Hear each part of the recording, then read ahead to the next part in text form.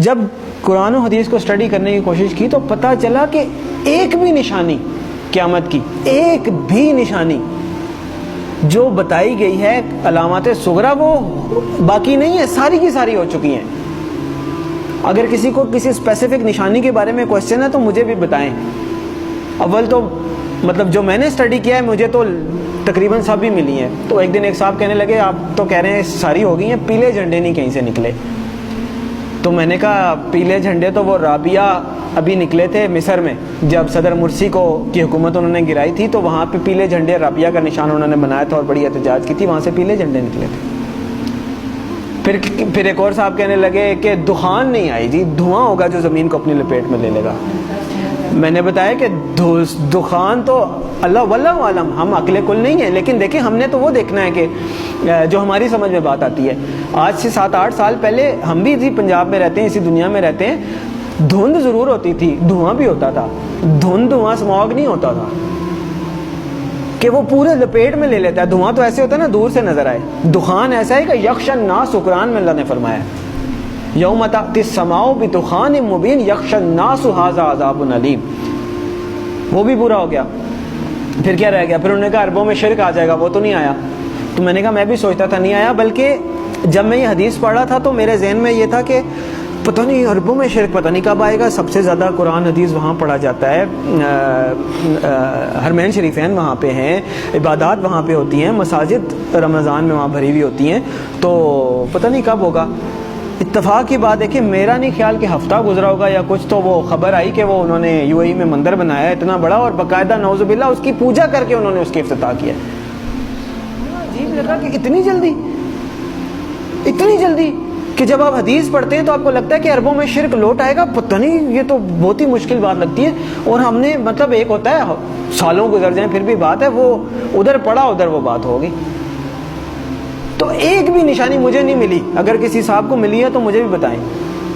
اس کا مطلب ہے علامات صغریٰ ساری پوری ہو گئی ہیں، اب علامات کبریٰ کا وقت ہے۔ پہلی علامات کبریٰ میں سے پہلی کیا ہے؟ امام المہدی کا ظہور پہلی علامات کبریٰ میں سے پہلی بڑی نشانی ہے۔ دوسری ہے دجال کا ظہور، تیسری ہے حضرت عیسیٰ علیہ السلام کا حضرت عیسیٰ علیہ السلام کا آسمان سے آنا واپس، چوتھی ہے یاجوج ماجوج۔ 4 یہ نشانیاں ہیں قیامت کی علامات کبریٰ۔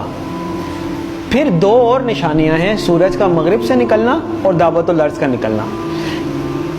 کیٹیگرائزیشن یہ حدیث میں نہیں ہے کہ 4 نشانیاں یا 5 ہیں، ویسے بتایا گیا ہے، اس کو پھر علماء نے اپنے حساب سے، جیسے میں نے پہلے آپ کو بتائی دخان ہو گیا یا مختلف رابعہ ہو گئے، پہلی پیلے جھنڈے ہو گئے، یہ وہ ان کو علامات صغریٰ کہا گیا ہے، چھوٹی نشانیاں، اور یہ جو ابھی میں نے 4 آپ کو گنوائی ہیں نا علامات کبریٰ کے طور پہ کیٹیگرائز کیا گیا ہے۔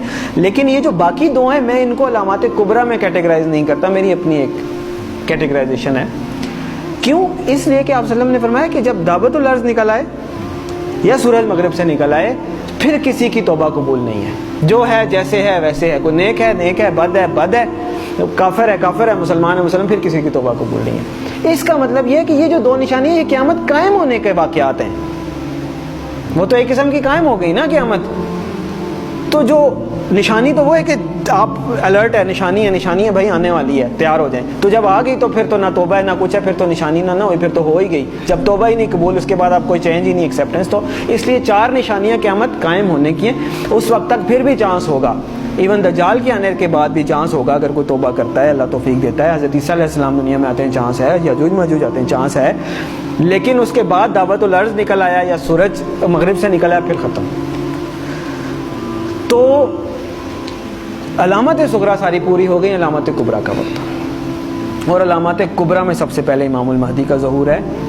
اور میرے بھائیوں، میرے پاس مطلب وہ اذان دینے والی بات ہے کہ وہ مؤذن اذان دیتا ہے نا، وہ کبھی کوئی 1-2 بندے آتے ہیں، کبھی کوئی بھی نہیں آتا، میرے بس میں نہیں ہے کہ میں چیخ کے بولوں کدھر سو رہے ہو، کدھر جا رہے ہو، اور نکل آؤ روٹی کپڑا مکان سے، اور میری جاب، میری گاڑی، میرا بچہ، میرا پلاٹ، نہیں۔ اور پتہ نہیں قیامت میں نے آپ لوگوں کو حدیث سنائی ہے، آنکھیں کھولیں، اور پتہ نہیں قیامت میں کتنے سال رہ گئے، شاید ہم پتہ نہیں اگلی جنریشن آئے بھی کہ نہ آئے۔ اور بعض لوگ کہتے ہیں پتہ نہیں پاگل ہے، سب کو ایسے لگتا تھا قیامت آنے والی ہے، نہیں، حدیث میں آپ صلی اللہ علیہ وسلم نے فرمایا کہ میں اللہ سے امید کرتا ہوں کہ میری امت کو آدھے دن کا وقت تو دے ہی دے گا اللہ تعالیٰ. تو صحابہ نے فرمایا آدھے دن سے کیا مراد ہے؟ تو آپ صلی اللہ علیہ وسلم نے فرمایا 500 سال. اور یہ قرآن سے بھی ثابت ہے کہ اللہ کے ہاں ایک دن ہمارے 1000 دنوں کے برابر ہوتا ہے. تو علامہ سیوطی بہت بڑے حدیث کے مفسر گزرے ہیں. میں لوگ کہتے ہیں آپ علامہ سیوطی کے اس پہ کیوں جا رہے ہیں؟ مطلب جو مفسرین گزر چکے ہیں حدیث کے انٹرپریٹیشن دے چکے ہیں, اب میں نے نہیں تو نہیں دینی, اللہ معاف کرے.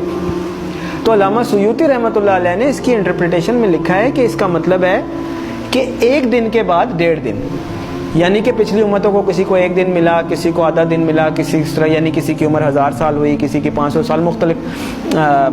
تو انہوں نے اپنے حساب سے بتایا کہ اس کا مطلب ہے 1 دن کے بعد آدھا دن اس امت کے لیے. یعنی باقیوں کو اگر 1 دن ملا ہے تو اللہ تعالیٰ اس امت کو آدھا دن مزید دے دے گا, باقیوں سے زیادہ تھوڑی سی مہلت دے دے گا. تو 1500 سال ہجری. او بھائی کدھر بیٹھے ہیں ہم؟ 1443 ہی ہے نا.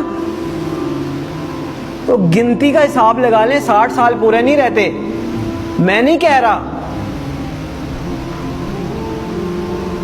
تو اس کا مطلب یہ ہے کہ تھوڑا سا, میں یہ نہیں کہہ رہا کہ 60 سال میں ہی آ جائے گی, یعنی اللہ تعالیٰ نے اگر آدھے دن کی مہلت دینی ہے, اللہ کی مرضی, تھوڑا بہت آگے پیچھے بھی ہو سکتا ہے. لیکن سمجھنے کی بات ہے کہ ہم بالکل ایج پہ کھڑے ہیں, گرنے لگے نیچے, اور دیکھ پیچھے جا رہے ہیں, دیکھ پیچھے جا رہے ہیں. وہ کہتے ہیں نا کہ سامان 100 برس کا پھل کی خبر نہیں.